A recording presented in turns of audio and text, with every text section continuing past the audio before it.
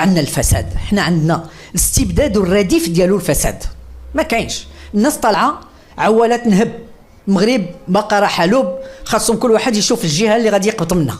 راه ما يمكنش ان تطلع ناس اليوم غير اكفاء في واحد العدد ديال المجالس وكتلقاهم خرجوا بالفيرمات، خرجوا بهذه، يعني هاد الناس يعني بحال غيديو معاهم هذا الشيء لشي جهه واحده اخرى. كيف ما كان الحال ما كيحشموش، وجههم صحيح، الضمير ديالهم ميت، لان الناس كلها كتشوفوا كيسرقوا، يعني كيف يعقل وما تيخدموش المصالح ديال الناس. نظام نيو باتريمونيالي، يعني ملي خرجت فرنسا هذاك واحد المجموعه هي اللي استفدت من الريع، من الاراضي، من المياه، من المعادن، كل شيء، وهي اللي ولات غنيه في البلاد.